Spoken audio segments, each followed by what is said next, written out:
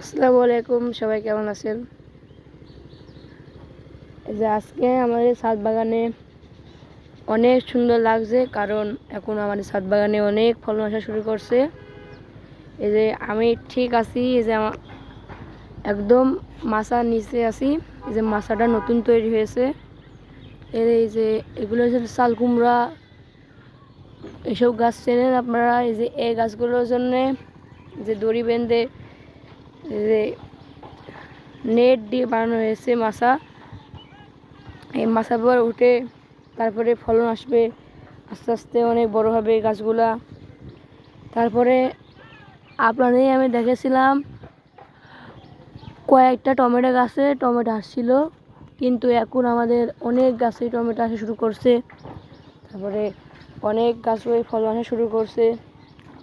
এই যে এই গাছ থেকে আমরা দেখাইছিলাম, এই গাছটাই এই যে পাশে 1 1 2 3 4 5 প্রায় 10টা মতন একটা গাছে 10টা টমেটো পেয়ে ধরেছে। এই যে সব থেকে বড় এই যে এটা অনেক বড় হয়েছে। তারপরে এই যে আরও আছে এটা এই যে গাছটা ছোট হলেও অনেক ডালগুলো বেড়ে অনেক বড় হয়েছে, অনেক টমেটো হয়েছে।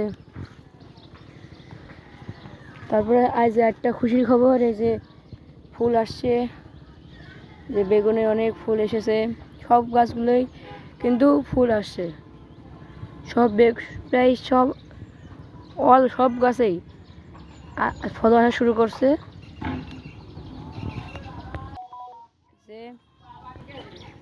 যে এটা হলো যে গামলা লাগিয়েছি, কিন্তু গামলা লাগানোর পরেও গাছটার হাইট দেখুন অনেক, কিন্তু মিডিয়াম সাইজ হলেও এবং টমেটো 4-5টা হয়েছে, যে অনেক বড় বড় হয়ে গেছে টমেটো। এই যে এই গাছগুলো বলতে গেলে শুধু টমেটো গাছ তো দেখা যাচ্ছে না, শুধু টমেটো আর টমেটো।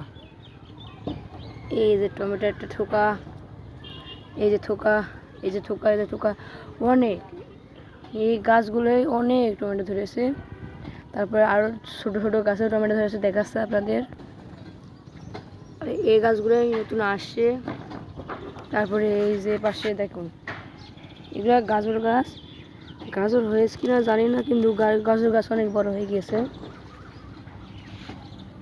আর যেগুলো আছে মূলা গাছ, এই যে মূলো হয়েছে, এখান থেকে আমরা মূলো খেয়েছি, আর মূলো শাকও খাওয়া হয়েছে। তারপরে এই যে মূলো দেখা যাচ্ছে, যে মূলো গাছ আবার এই সাইডেও আছে, এই যে এই সাইডেও মানে এই যে মূলো হওয়া শুরু করছে। প্রায় সব সাইড থেকে আমরা মূলো খেয়েছি।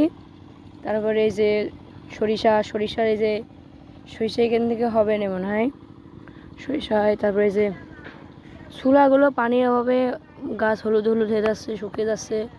এই যে পেঁয়াজ গাছগুলো, এগুলো কিন্তু এই গাছগুলো কিন্তু কিনা গাছ দেখে যে সুন্দর হয়ে গেছে। তারপর সর্ষে, এই যে এগুলো আছে যে ঝাল গাছ, ছোটো ছোটো প্যাকেটে, আর এই যে সব লাগানো হয়েছে ঝাল গাছ। তারপরে এই যে পাশে চাল কুমড়া, লাল শাক। তারপরে এই যে আমি আবার আসলাম আমাদের মাচার নিচে অনেক গাছ আছে, যে এগুলো আছে রে পালং শাক। এই যে এখান থেকে পালং শাক নিয়ে কালকে অনেক খাওয়া হয়েছে।